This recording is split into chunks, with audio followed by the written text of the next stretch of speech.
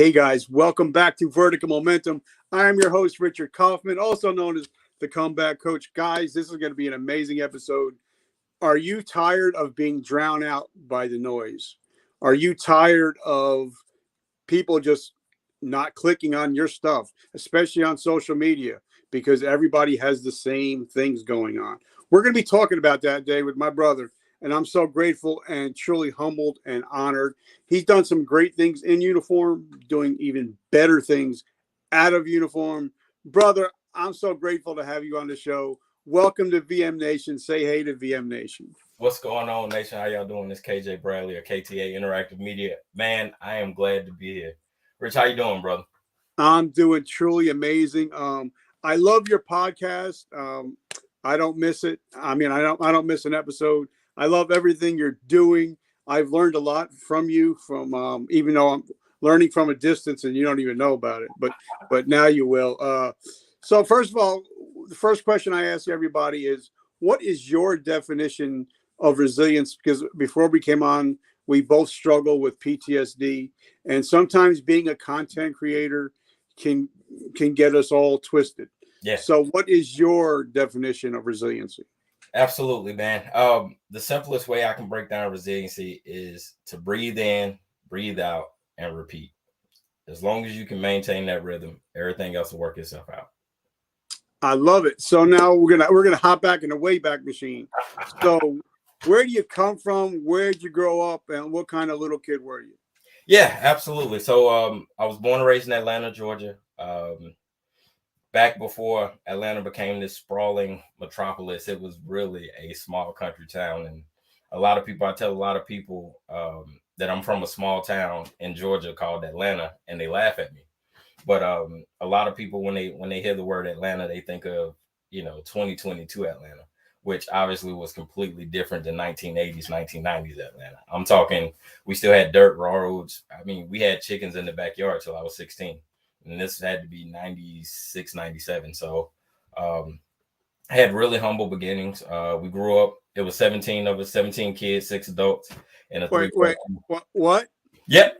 17 kids, 6 adults, in a 3-bedroom, 1-bathroom house, growing up. So me and my cousins, let's just say we were close.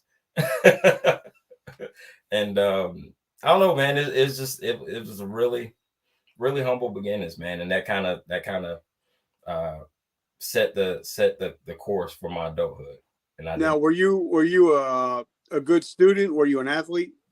Yeah, actually, well, I'd like to think I was an athlete. I participated, if that makes sense. I wasn't much good at it. For me, it wasn't so much about the performance as it was the camaraderie, right? Like, so growing up in such a close-knit house, we couldn't necessarily afford the uniforms and the equipment and stuff like that. So a lot of times it was just a way to keep from going home. So, I would try out for the tennis team, the basketball team, the baseball team, and really had no interest in playing it. Where I excelled at was in the literature club. We had a literature club in my high school, which was extremely rare for Atlanta public schools in the 90s and 2000s. And the debate team. So stuff like that. So some of the literary stuff. I didn't do too well in math. I don't know.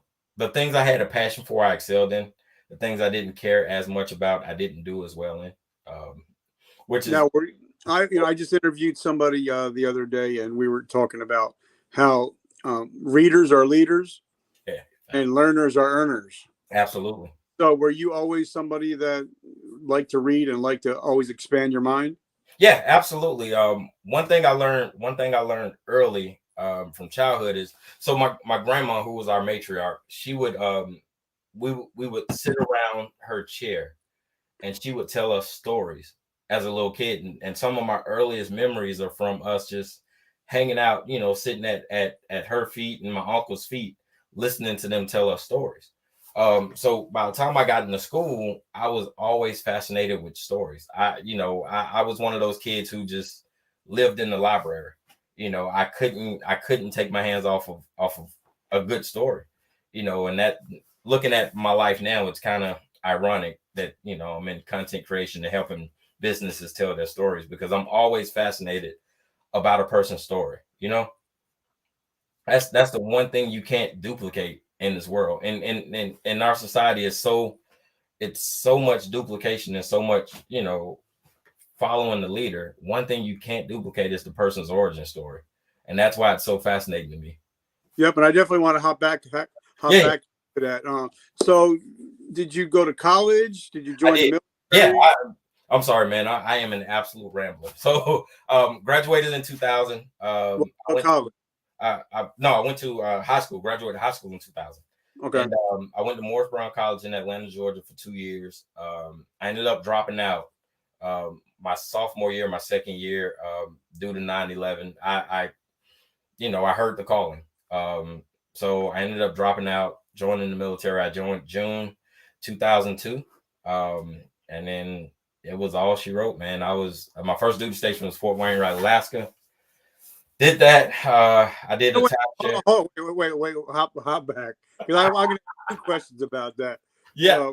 Because I'm originally from New Jersey, but I grew up in South Carolina. Oh, okay. So, but first of all, tell us about your recruiting story, and then talk to us how a kid from Georgia ends up living in Alaska. Yeah. What kind of mind shift change was that? I know, and I've never been as hot as I've been in Georgia, and I've never been as cold as I've been up that way. So talk to us about that. Absolutely. So I joined the military on a dare, believe it or not. Me and a couple of buddies were sitting in the dorm room, and we were talking about, you know, the things that happened in 9/11. And, you know, my buddy just kind of looked at me joking and was like, man, since you care so much about it, why don't you join the military? And like, it was almost like an epiphany struck. And I was like, you know what? I'm going to go join. Literally. So we finished class that day. I went down to the West End recruiting station in Atlanta. And I talked to a recruiter and I said, listen, hey, I don't know what I want to do. I just know I want to do something. So how can I help? So, you know, they did the whole song and dance. We did the ASVAB. I scored pretty decently on it, and ended up getting a pretty decent job. I was a radar operator for the field artillery. And yeah, literally, man, within 36 hours, I was in Fort Benning, Georgia. I went back. The guy, once we signed, I raised my hand, did the thing at MEPS. I told the guy I got to go back to the registrar and disenroll from school.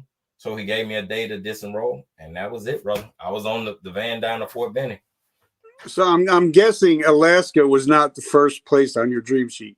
Believe it or not, I did not even know Alaska existed. I had heard of it, but it was one of those things where it was so surreal. Like, you're like, all right, cool, whatever. That's something I'll never see. So I ended up having orders in AIT. You know, they hand out orders and PCS orders, whatever, and we were allowed to switch with anybody within the peer group. So my original orders were for Germany, and knowing myself at the time, knowing the college kid, I realized that Germany was not the best place for me. So my buddy was like, hey, I got these orders to Alaska. That's a pretty remote place. Maybe you'd be safe going there. And I was like, you know what? I can go to Alaska. Like, I've never been. What's a little bit of snow? You know, it'd be fun. So we switched. He ended up going to Germany. I took his orders to Alaska, and I got there December 7th, 2002. And the day I stepped off the plane, it was negative 47 degrees. And I was there.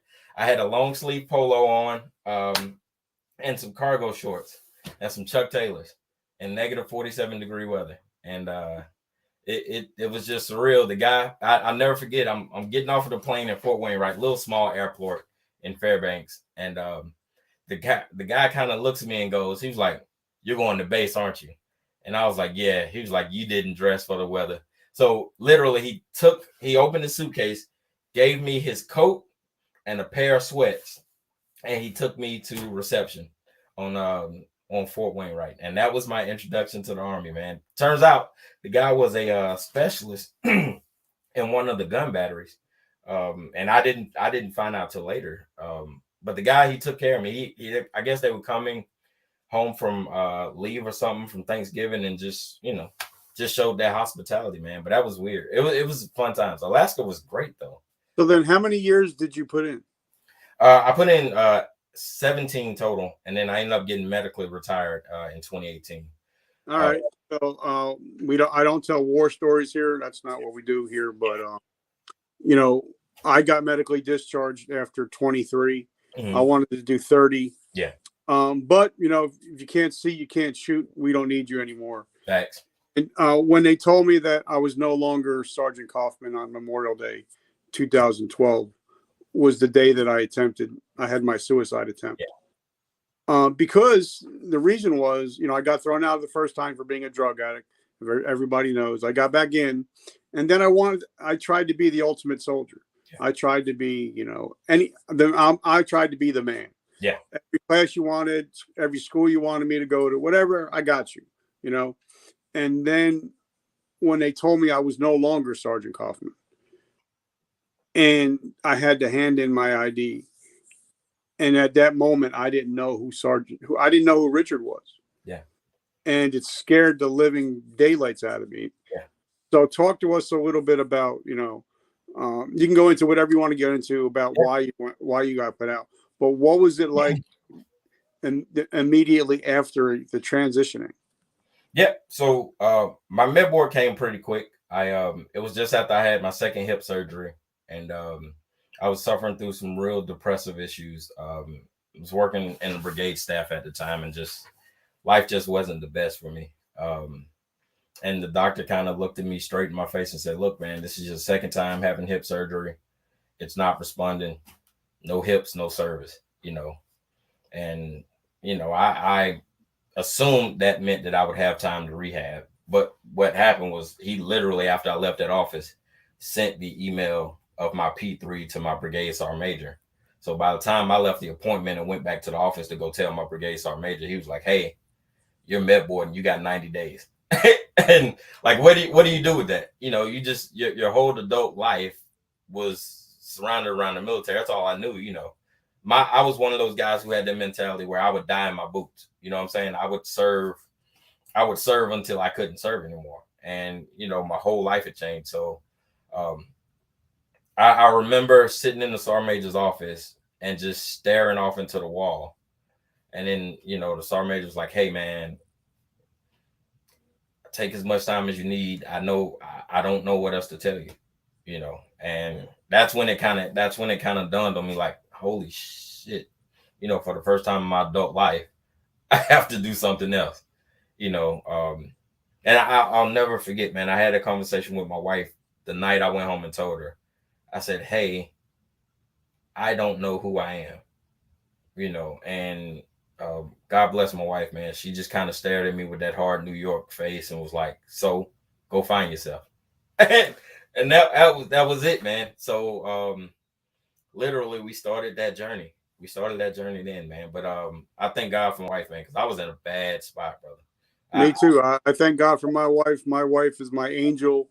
Absolutely. She saved me. She calms the beast. Absolutely. Sometimes when people don't realize that sometimes, like when I went to go see the movie, not Lone Survivor. What was the other one? And Chris Kyle was sitting in his chair, and nothing else was going on around him, and he was just he was just had that unfocused look. Most people don't realize, people that are struggling with PTS. I call it post-traumatic growth now instead of post-traumatic stress. Yeah. A lot of people, they don't see the injuries. Yeah. They just see, hey, you look all right. You look good, but then you're at home and you're like, I'm not good. Yeah. And sometimes as a husband or a father, we're always more worried about taking care of that other person. Yeah. Making sure the wife is okay, the kids are okay, that we don't take time for ourselves. Yeah. And then, like we were talking before we hopped on, even though, supposedly, we're like influencers and we're business owners and all that, people don't realize that, even the people that seem like they got it all together, sometimes we go into our funks. Absolutely. Like I went into when I lost my vision of my other eye 3 years ago, I went into a deep, deep, dark depression. And it wasn't until I reached out to my amigos which my friends, and they reached out and said, listen, bro, you're the comeback coach. Your ass needs to come back. You know what I'm saying? So, you know, sometimes if you guys have a veteran or a first responder in your life, just keep an eye on them, you know, ask them, how are you doing? And, you know, not just, and when they give you the standard answer, I'm all right. No, then ask them, you know, how are you really doing? You know, so you might just save a life that way. That's just a public service announcement. But first, I want to thank our sponsors before we go on. As you guys know, when I was in the military, I love my energy drinks. I love my Monsters, Red Bulls. Now that I'm an old man, I can only have one coffee a day. And I decided to come out with Vertical Momentum Coffee. It's a high-powered coffee, twice the amount of caffeine, no crash, great taste. Looks like the old Army mud that we used to drink. But the best thing about our coffee is that 22% of everything we make goes to help veterans that are struggling with homelessness and PTSD with a company called Project Die Hard. So that's where the money goes. I make no money off of the coffee. So if you guys like coffee, make sure you leave a comment, say coffee below, and I'll get you the information on it. So now talk to us, because, you know, a lot of times, you know, we get out of the military, like Sergeant Nick in our group talks about, you know, you step off base. Military doesn't give a shit about you. Oh no. Yeah. Your phone stops ringing. You miss your, you know, you miss your comrades. You don't have a career anymore, and you don't have a mission. Yeah. So sometimes when you're at that kitchen table thinking, you know, oh, shit, who am I? Yeah.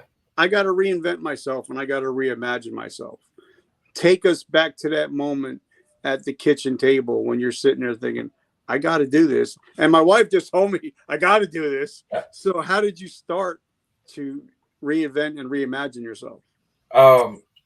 Man, just that sobering moment of turning in that card and getting that 214, and you realizing that you're not Sergeant Bradley anymore. That is such a surreal feeling, man. But just so the process, I did the traditional thing, DOD contracting, finding on-base jobs. Thankfully I had one of my wife's buddies worked at Transitions, and he was like, hey man, I don't have much, but I can get you on part-time, you know, just to get you something to do during the day to help you till you figure life out. So I did that. We were in processing and out processing soldiers and civilians as they came on base. And I realized real quickly that was not life for me. I didn't enjoy the civilian workforce, if that makes sense. It's difficult to explain. It just, the culture was just not something that I was used to, you know? So I told my wife, I said, I don't know what I want to do, but I know this isn't it. And, you know, again, thank God for my wife. She said, well, quit and find what you want to do.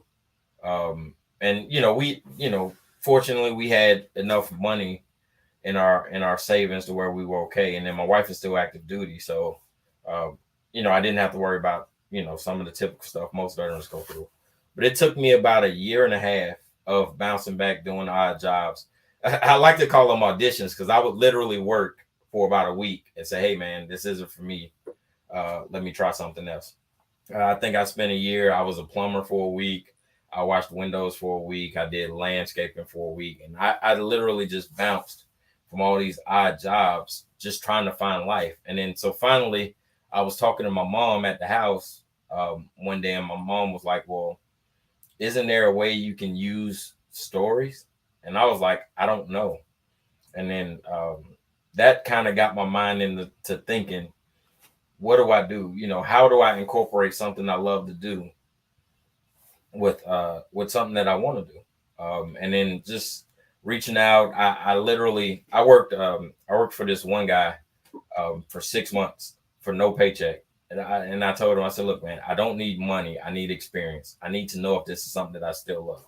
So he owned a production company in Columbia, South Carolina. And I literally showed up every day grunt work. Hey man, how do you put this camera together? How do you, how do you do that video setting? What's that? Why is that light there? You know what I'm saying? Like I was the toddler in the company because anybody that I could pester for a question, I sat down and I picked their brain out, and I was an unofficial employee. So I was just the guy that came to the office, and I would literally, it was 12 on 6 days a week, sitting in the production studio, man, just learning my craft. And I fell in love with. One thing I got to say is some of my favorite times were sitting in William Bryce Stadium watching the Gamecocks versus Georgia Bulldogs. Hey man, look, some of the best football games ever, and so I just wanted to put that out there. I'm a Gamecock, but I love the Georgia football team. So now a lot there, because I want to get a little bit deeper. A lot of people, when you say, well, why don't you go intern for somebody? Yeah. They don't want to pay the dues. Yeah. And unfortunately, or fortunately, sometimes you got to pay your dues. Yeah. And sometimes, whether it's maybe not interning, like for me to become a top podcast, I had to learn from the top podcasters. Right. So I had to invest in courses, masterminds, but a lot of people, they think, I just want to I'm going to start a YouTube channel. And they didn't pay their dues. And, so talk to us. And I love that thought that you're sitting there for 12 hours a day and you're in your mind, you're thinking, wow, I'm so blessed that I'm able to get this experience, right, that I can use long-term, where some of your friends might be like, bro, you're sitting there for 12 hours making other people money. Oh yeah. Yep. I went through the whole gamut. How can you sit there and you're not on the payroll and yada, yada, yada. But it's like I had to explain to him, like, I may not be getting paid money, but what I'm getting paid is experience. And that experience is going to pay for itself down the line. And, it was just a path that I took. And it was invaluable just being able to sit there and, no strings attached, no pressure to perform, just being able to learn and make my mistakes, But now also, I don't know, but I'm sure that because of the time you spent there, you built relationships. Absolutely.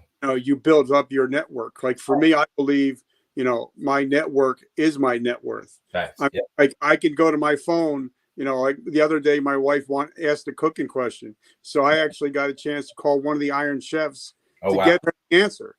I have people that like Steve Sims or Tony Watley or John Lee Dumas, or Dave Meltzer, he's got a $20 billion company. Those people I can reach out to because I built relationships. Exactly. It wasn't, it wasn't give. I mean, take. It was always adding value. And I'm sure that when you're working there, you were adding as much value to that company. Absolutely. And then you built relationships. Absolutely. So talk about how building relationships started you off on the path you are today. Man, I will tell you, being in the entertainment industry, in the film production industry, relationships are paramount. Just being able to, on pure happenstance, there was a client at the production company. They were having a meeting, and the guy, he wanted something to drink, but he didn't have time to go get it. So I was like, hey man, I'll run to the store, which, gas station across the street. I'll run to the store and get you something to drink, and no big deal. So the guy was like, all right, cool, thanks, how much it costs? And I was like, I got it, don't worry about it. So when I get back, come to find out, the guy, he owns his own production company in Columbia as well. But he was focused in horror as a genre, which is, something that I'm absolutely interested in. Fast forward the story, we ended up becoming partners, and we've worked together for the last 2.5 years. Just off of that happenstance. But had I not reached out to that guy, I might have missed that opportunity. Just being humble and networking and not being afraid to say hi. You know what I mean? Yeah, definitely. And I think for me, it's all about, like on my show, it's all about providing value. Like if I came to you and I said, hey, bro, come on the show. I got a top rated podcast. You'd probably look at me like, this guy's an asshole, an asshat. But if, because I said, KJ, come on the show. I want to talk about what you got going on, and I want to promote what you're doing. You don't mind coming on. Yeah. You know what I mean? So I think it's a lot of people keep on forgetting that, like my friend Gary Vaynerchuk talks about, jab, jab, jab, and then right hook. Yeah. But a lot of times, a lot of people are hook, hook, hook, and then when they go to jab, it's ineffective. Yep. Because they're just part, like we're just going to start talking about now. They're just part of the noise. Yep. That's right? It. So talk to us, what you got going on, what do you do, and just hop on and talk and tell us what you got going on. Yeah, absolutely. So by trade, we are a full service production company. We focus on horror genre feature films and short films. In the last 3 years, our films have won several awards overseas. The latest award we just won, my partner Thaddeus won Best Emerging Producer for a film that he produced called The Gazelle, which is a really, really dope project. We don't necessarily do the gore horror. It's more psychological thrillers. We like to focus on the I love stuff like that. Yeah. We use blood, because you got to kill sometimes. But we try to use it when it matters. You know what I'm saying? We don't want to use blood and guts just for the hell of it. You know what I'm saying? We try to have meaning. But the way we keep the lights on is we supplement our income and our projects by providing digital commercials for small businesses. Our first national ad ran last summer. We were able to hit 13 cities across the Midwest and the West Coast, which was pretty dope. It was for a barbecue sauce company called RGB's Mumbo Sauce, which was pretty dope. So it was my first national campaign, so I was pretty excited about it to be a part of the project, and just phenomenal, man. So that's kind of what we do. We take small businesses, we help them tell their brand story. We shoot video business cards. I don't know if you're familiar with the concept. So video business card is essentially an introduction of who you are and what your brand is to your client base. It's pretty interesting. I'm having you on, and then at 3:00, I'm having a director. He's coming on. Oh, wow. And he just put out a film with Ron Perlman from Hellboy. And so he's coming on this afternoon. So it seems like everything is just coming together. I love it. I like we were talking about before we got on, video is king. Absolutely. And there's a reason why video is taking over Instagram. People are watching more videos on Instagram than they are static pictures. That was put out by the CEO, by the way.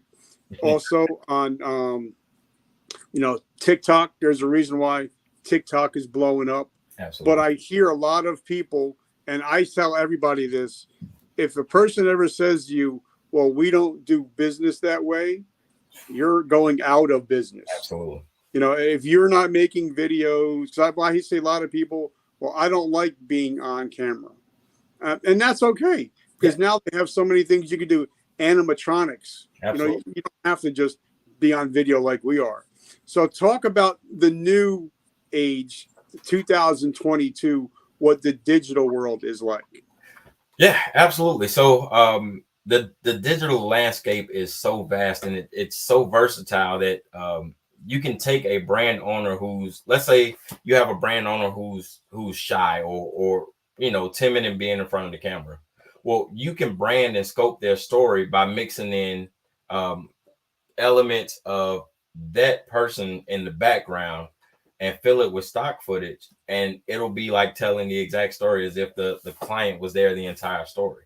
So there are a lot of creative ways, like you were talking about animatronics, using the animation. One of the dope commercials that we did, we had an animator do a comic book short series for a brand, which was really dope because the owner was a comic book fanatic. He likes to go to cons and all that other stuff, which was great. So instead of putting together a traditional commercial package for him, we said, hey, how about we do a animated series for you? an animated short series to tell his brand story. So we were able to put that together, and the client ended up using it. And I mean, it's just, there's so many ways that you can be creative in telling your brand story, that, you know, the possibilities are endless. And that's one of the things I really enjoy about this industry is there's no limits. You know, the only limit is how far your creative team can think, you know, and that's the dopeness about it. That's the beauty of why I enjoy doing what I do. Yep. And, you know, like one of my favorite books, and one of my, you know, book series is books called Story Brand. Oh, yeah. Love it, because I believe, you know, that facts will tell, Absolutely. but stories will sell. Absolutely. But a lot of people I hear, you know, when I tell them I'm on TikTok, you know, even though we're slowly growing. I mean, you know, so far I think we've only had like 1 million views or something stupid. But you know, we have like 9,000 followers. But for me to be on there talking about resiliency, talking about, you know, PTSD and stuff like that, a lot of people think, wait a minute, why is this 53-year-old guy on, you know, why is it on TikTok? It's only for kids. Yeah. It's not that way anymore, because when you see companies like KFC putting, you know, spending half of their marketing budget on TikTok, there's a reason. Yeah. So talk about that, you know, because I know you do it for your clients. Yeah. You do a lot of TikTok. Absolutely. We get that a lot in the discovery call. Well, why should I be on TikTok? You know, my product isn't designed for teeny boppers, you know, and we have to educate people and tell them, like, look, man, TikTok is a digital market space for any and everyone. The beauty about TikTok is you're able to define your niche and speak directly to your client base in a way that you haven't been before. You know, if your ideal target or if your ideal audience is mid-30s family guys, you know, with a family, or dads who just are tired of being dads, or dads who enjoy doing dad things, you can build a TikTok campaign around doing dad things, and it will speak directly to your audience, because that's what your audience likes to watch. So that I really enjoy taking a client's idea and taking them from, well, I don't know if TikTok's going to work for us, and then showing them after a 90-day campaign, taking them from 0 followers to a brand new account to, you know, over 1,500, 2,500 followers in 90 days off of one campaign. And they're saying, well, okay, well, now maybe TikTok is for us. Help us grow it even more. You know what I'm saying? And that's just the beauty of it. TikTok is, a lot of people get kind of lost in the dance crazes and all that other funny stuff, right? Which is fine. But what they don't realize is those dance crazes and those challenges are speaking to a specific audience. Yeah. You can take that same concept, apply it to your business and your ideal client, and you'll have those same results. You know, and that's the beauty of it, man. Now, one thing I want to talk about, you know, like one of my mentors, his name is John Lee Dumas, gets 1 million downloads a month on his podcast. He's crushing it. But, you know, when I sat down and we talked, and he said, you know what, you got to find out who your ideal avatar is. Absolutely. And, you know, sometimes you got to go an inch wide, but a mile deep. Absolutely. You know, like that's why when we got on, I told you exactly who my ideal avatar is. And a lot of people, especially with, like, I got a friend of mine, he has a GNC, and I said, you know, who's your perfect avatar?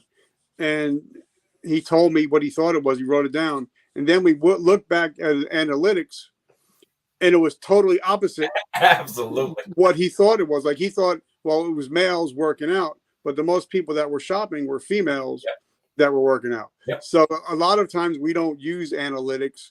You know, we don't, because you hear the word analytics, you're like, oh, you know. But I think a lot of people, they start a company, but they don't know who they're marketing to. Absolutely. You know, like Jim Rohn said, you know, if you're marketing to everybody, you're marketing to nobody. Absolutely. When you're starting with a new company, is that something you initially sit down and say, all right, we got to figure out who we're marketing to, or else we're not going to get anywhere? Yeah, absolutely. One of the most important things a business can do is identify who I want to sell to. Because once you know who you want to sell to, you know their behaviors. You know when they shop, you know how they shop, you know where they shop, and you're able to tailor your ads. You know, if if my ideal client base doesn't watch Facebook because they're working from 9 to 5, I know not to run ads between 9 to 5. My ads are going to run between 6 and 8 a.m. and then catch them on their way back or when they're home, 7 to 9 p.m. right before they go to sleep. And knowing your client's behaviors are, I think, critical in the business process. Even more so before for us, it's identify who you are and then identify who you're selling to. Once you have those two pieces layered together, you can sell anything. And I truly believe that, because you know the behaviors of your client, you know what they need. You know what I'm saying? It's no coincidence, people are able to buy water, which is free, right? Like I use that analogy all the time. Well, why would somebody pay $4 or $5 for a bottle of water when they can just go to the tap and get it for free? Well, the answer is they have a specific need and they know their clients are looking for something different.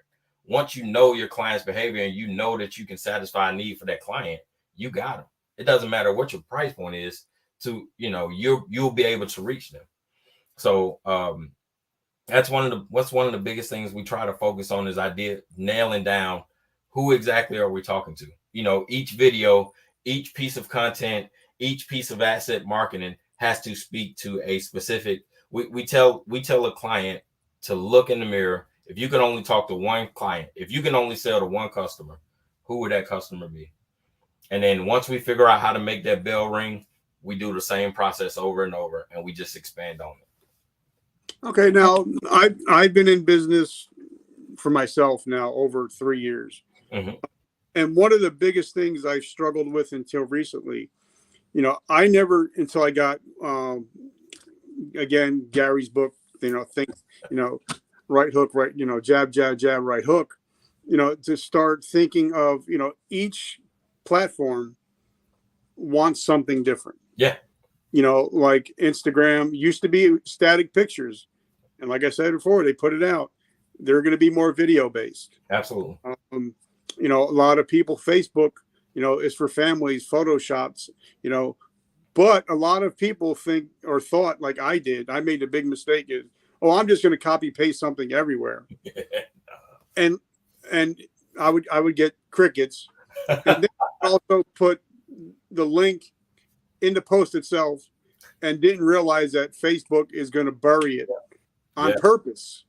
Yeah. And, and all these different companies, like, if you put a link in a post, they're going to bury it. Absolutely. Because they don't want you leaving the app. Right. So talk about that, is how the whole cut and paste thing doesn't work at all. Yeah. So if you think about it like this, right? If you can take a client, right? Say a client wants to buy, say a client wants to buy cereal, right? We'll use cereal, right? And you sell cereal, right? So you want the client to come into your universe to buy your cereal. But before the client can buy cereal, what does the client need? Well, the client needs a spoon to eat the cereal with, right? So now I got to go somewhere else to buy the spoon, or client's going to need milk. So now the client's got to go get milk before they come to you. What you want to try to do, and what these social media companies do, is they try to keep the universe together. The longer you're on my page, the more likely you are to purchase something. So instead of having you go look for go look for milk at another site and then come back to me, or click this link to go buy the milk and then come back, I can sell you milk right here through one of my affiliates, and keep you on my site, then you're good, right? So when you post those links, think of it like that. You're asking Facebook to send you away from their site where they're generating money from, in hopes that you'll come back after you're finished. And nobody wants to do that, because typically when somebody leaves your site, they're gone, period. You've lost that sale.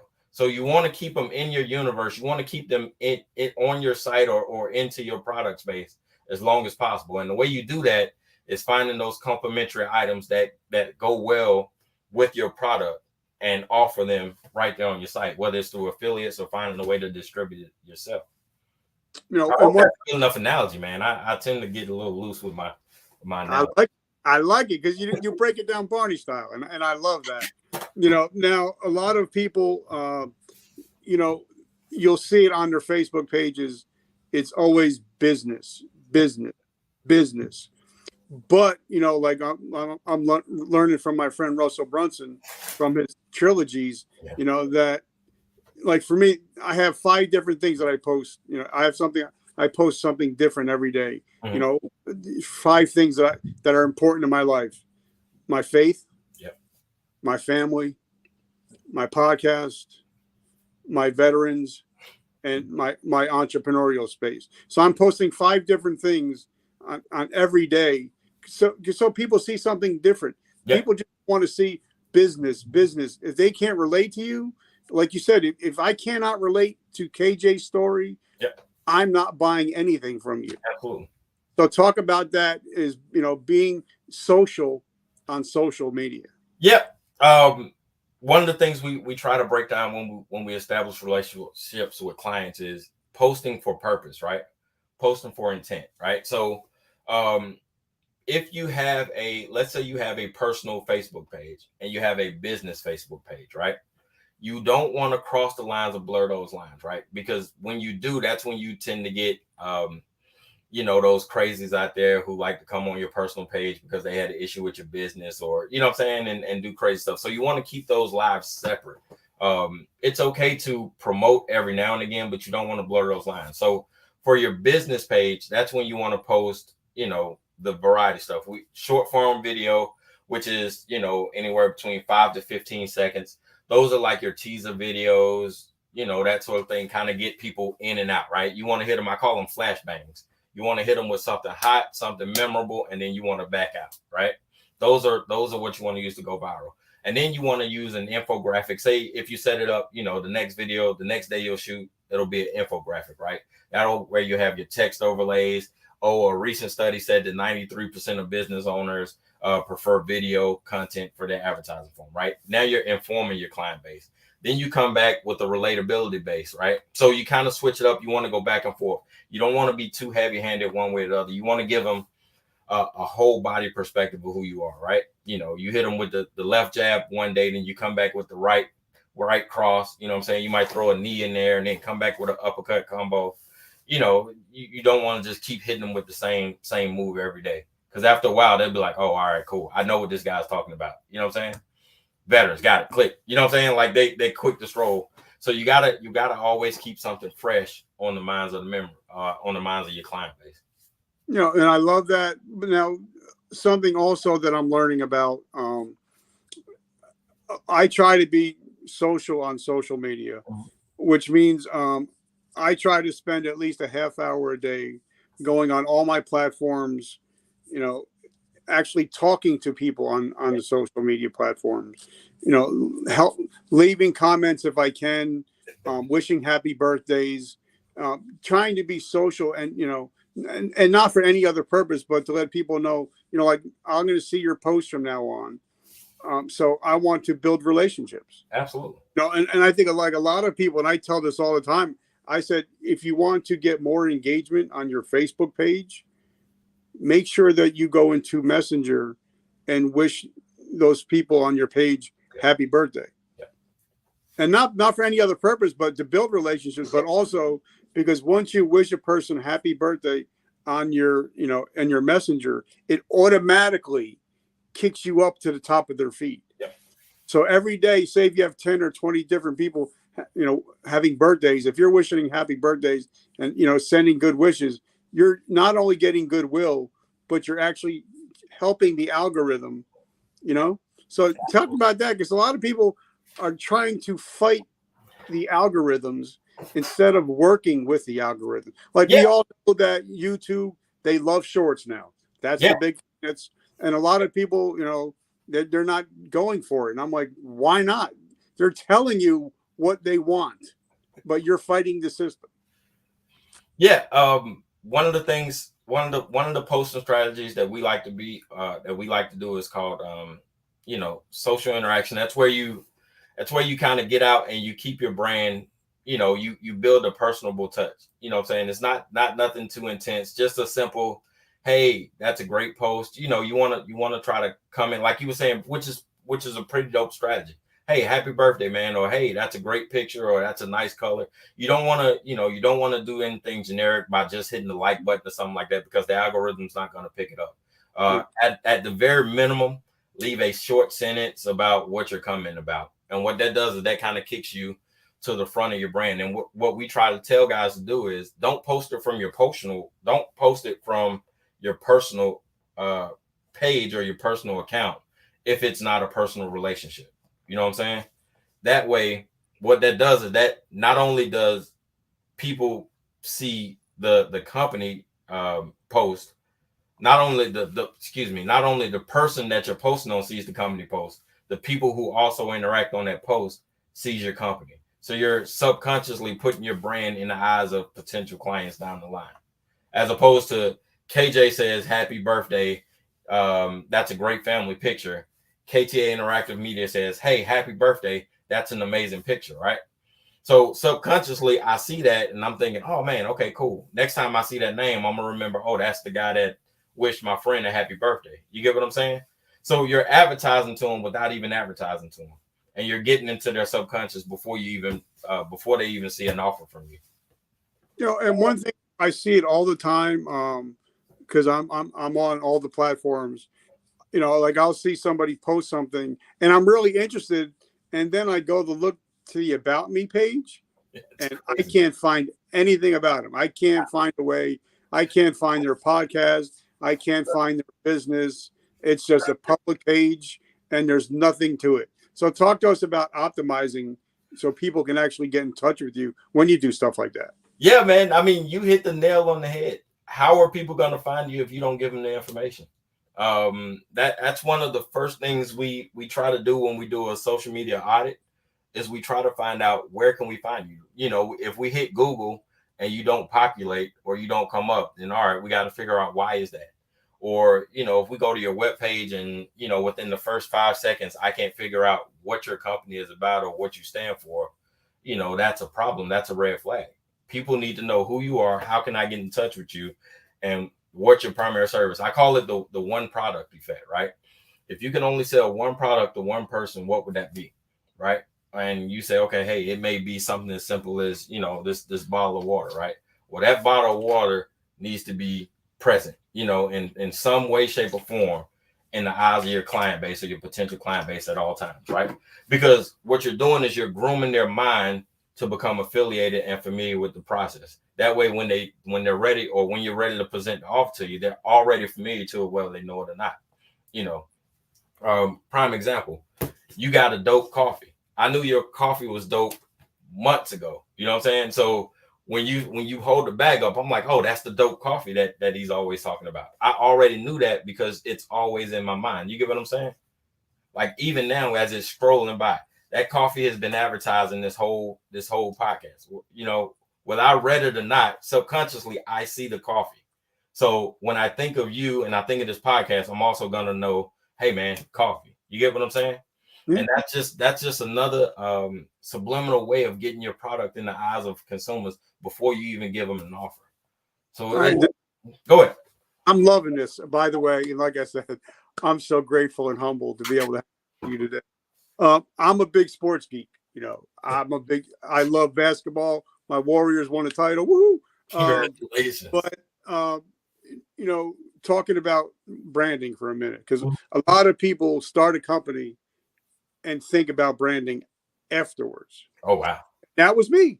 And I'll admit it. I made a lot of mistakes. My friend William Maitrey, he's the one he does all the graphics. He does all my colors. He did all that. But I think your brand is everything. You are your brand in today's social media. Now imagine if we're watching TV together, me and you were kicking it at the house, and Michael Jordan comes up to the podium wearing an Adidas jumpsuit and Adidas sneakers. People would lose their mind because he's known as Air Jordan. Yeah. So, but a lot of people don't realize that, like for me, I wear my own swag. Mm-hmm. I have my own swag, but a lot of people don't realize that you are your brand. Absolutely. And they don't put much time into thinking, all right, what colors says what? what makes a person want to buy, what makes a person not want to buy. Absolutely. So talk to us about branding and what some people can do to, sometimes you got to refresh your brand. Like Kohl's, last year they were about to go not Kohl's, J.C. Penney's. They were about to go bankrupt.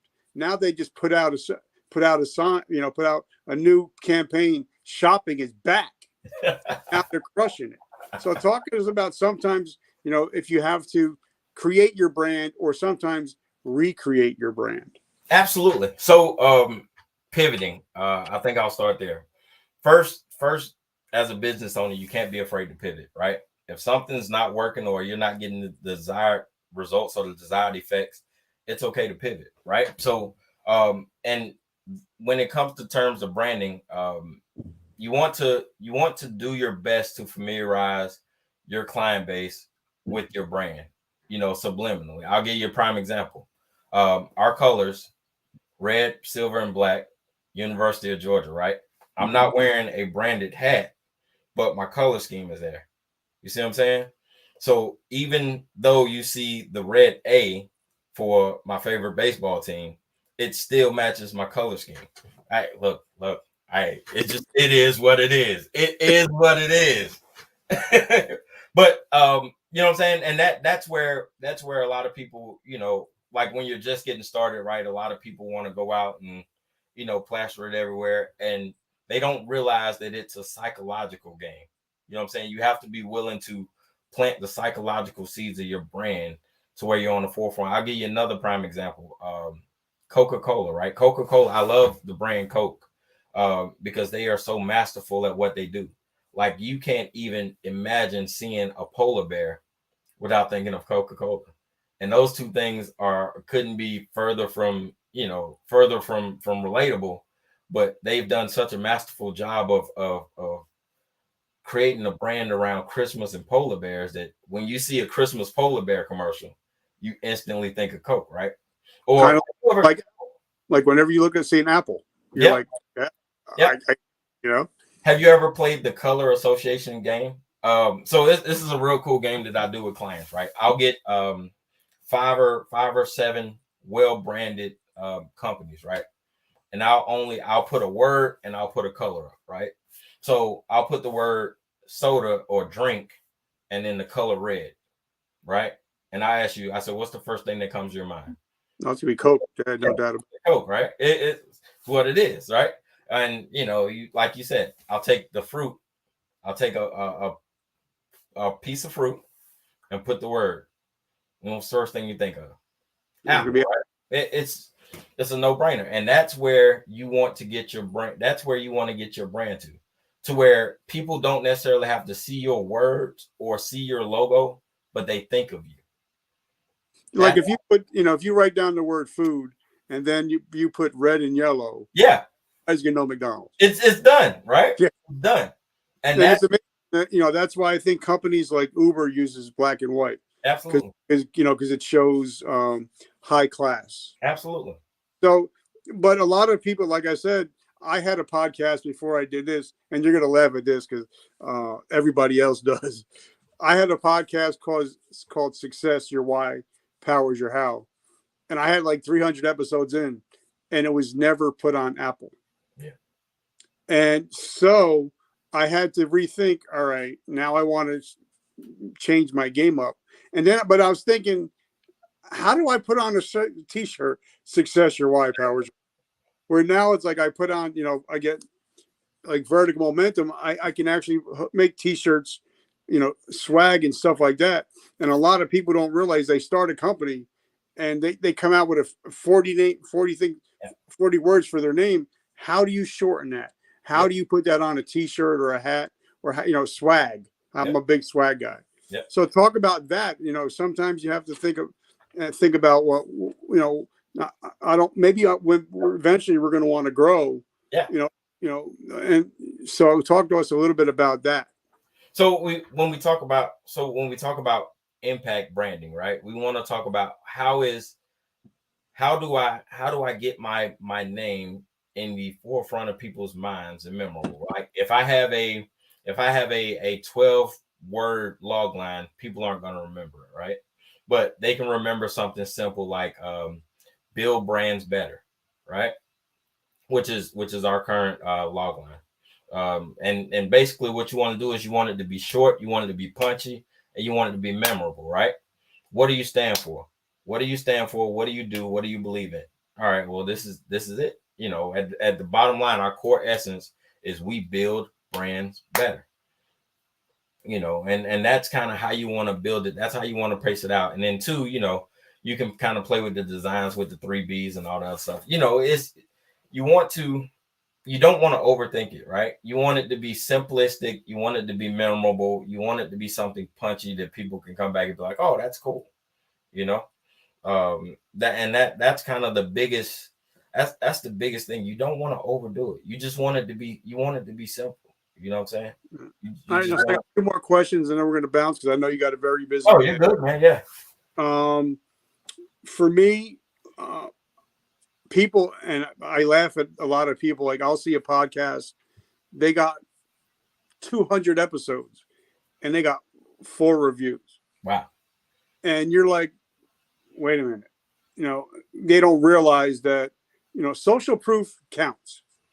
You know, like for me, with your, you're leaving a comment, we're going to have 500 reviews on our show.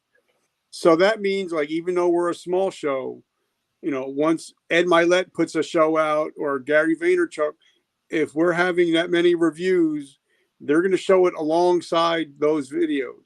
Absolutely. So, but a lot of companies, they don't think about reviews until they get a negative one. Right. But I think we had 480 something 5-star reviews, and then one person put a 1-star and put a negative, but it washed it out.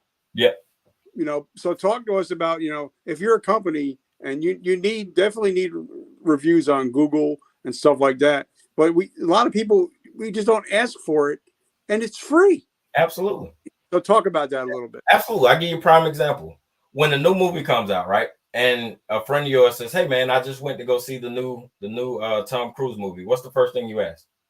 How was it, right? And based off of his answer, you're going to be like, oh, I'm definitely going to go see it. Or you'll be like, I think I'll wait to go see it, right? That's your social proof to show how important the wording of others are. You can have the dopest product in the world, right? You can have the most amazing product in the world. But if nobody validates it, we are in a validation culture, right? That's why I tell clients the biggest thing you can do for your business is free advertising.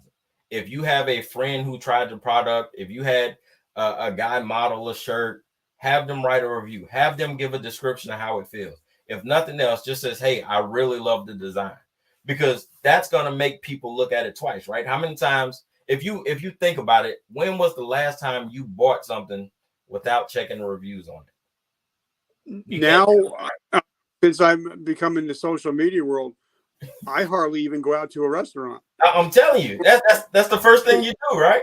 Yeah. And it baffles me when people will say, well, our business, you know, we don't care about reviews. Why not?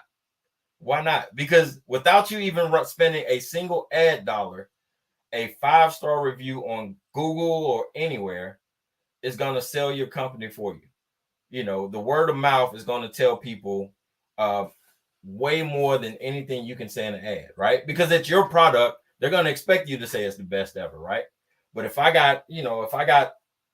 just getting started and the first 50 people who try my product says, man, I love this, this is going to be a game changer, I'm more inclined to buy that product. Or if I'm comparing two similar products, right?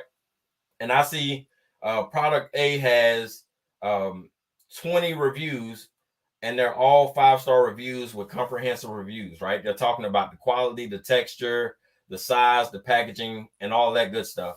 Whereas I see another company and it's got, 100 reviews, but it's only got the star rating with no description. I'm more inclined to buy the product where I see the descriptions, because that validates in my mind that these people actually tried it and it's not paid advertising. So people underestimate the value of how much that costs, man. And even, like I said, even something as simple as, hey, man, I had a friend try this new hat design out. Take a picture of him in the hat and have him leave a review. You know what I'm saying? Like my mom has written reviews for me when I've done family events for her. And it's just a matter of, yeah, she's my mom, but at the same time, that algorithm, the more reviews you get, the more people from the outside saying that they validate you as a business owner and they stand behind your product, that's more powerful than any ad you can run, any commercial you can make, any dollar you can spend. And it's free. Like you said, it's free. Yeah. And like I said, for people that don't believe in it, like if somebody came out, if Mrs. Oprah Winfrey came out and said, you guys need to get this book. Yep. It will be the international bestseller that same day. Or if you're on YouTube, if Mr. Beast says you got to go to this channel, you're going to go up. Yeah. So my last question is, second to last question is, where do you see videos in the next 12 to 18 months? Where do you see it going? That's a great question. I think video video marketing in particular will be second nature. I think everything, even as you see, like, bus stops in the metropolitan cities, they've gone away from the traditional paperback billboards to digital billboards, right? Because we are a short attention span society and motion grabs our attention. All right. I'm more inclined to watch an ad if it's something moving as opposed to seeing something static, right? I can see a postcard a million times and never read it. But you animate that postcard, now you got my attention. If only for 2 seconds, and that's where branding come in. Because if I got 2 seconds with the client, what are the most important things I want to leave them with? I want to leave them with my logo, my logo, and what we stand for, right? So those 2 seconds are paramount. What's the color scheme? What's going to stand out? What's going to make you stand out from everybody else? So. Okay, so now my last question is, if I'm a new business or if I'm been in business a while and I'm realizing, all right, my competition is kicking my ass. How do we find you? How do we get in touch with you? How do we hire you for our business? Absolutely. You can find me on the interwebs at ktainteractive.com. Catch us at all our social media handles at KTA Interactive. For our feature film projects, you can find us at Fanatic Productions, Fanatic with a K, FANATIK pro.com. And just reach out, man. Like I said, one thing I'm really big about is building the village up. So even if you just wanted to ask a question, it doesn't, I'm not really big on the sell. I'm more build on, building relationships. So if I can help you do it yourself, I'd rather you do it that way as opposed to paying me to do it, if that makes sense. I love it. So guys, definitely reach out to them. First of all, last thing we got to talk about the podcast. Absolutely. Oh man, Jesus. Hey, so listen, my podcast, My 10-Minute Stories, right? It is, we talk about the tragedies and triumphs of veterans, very similar to this project. We talk about the history of veterans. We allow veterans to tell their story their way in their language. One of the biggest things growing up that we learned that when an African proverb once said that when an elder dies, it's like you're losing the library of information. So one of our focuses and one of our goals in My 10-Minute Stories and the Veterans Initiative Project is to capture those stories from those veterans in their words, in their own experiences, and not let history dictate how it went. You get to hear exactly how it went straight out of the mouths of those that were on the ground. So how do we find it?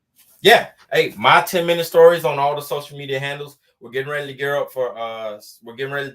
up for season 2 coming up. I want to give a shout out to my parent company, Easy Way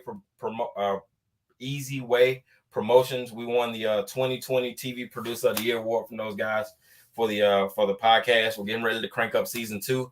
My 10-Minute Stories. You can find us anywhere on the interwebs and our social media. Reach out to us. We'd love to connect.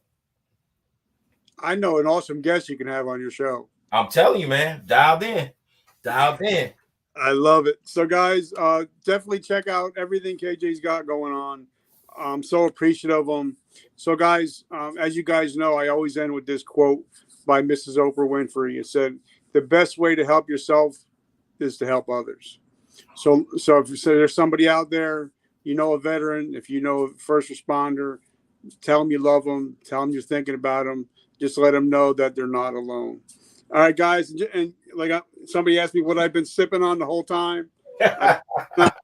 My own coffee. So if you guys love some coffee, definitely check it out. And I don't make any money off of it whatsoever. All the money goes to help Project Die Hard, to help save veterans from themselves and also from homelessness. So if you love coffee, guys, just let me know that you do. KJ, brother, I'm so grateful and honored to call you friend. Oh, man, that means a lot, brother. Coming from you, I really appreciate it, man. That means a lot. Well, have a blessed week, and I can't wait to see what you got coming up next. Indeed, man. Can't wait. Till next time, brother. All right, brother. Guys, and just remember, vertical momentum, the only way to go is but. That's it. Talk to you guys next week.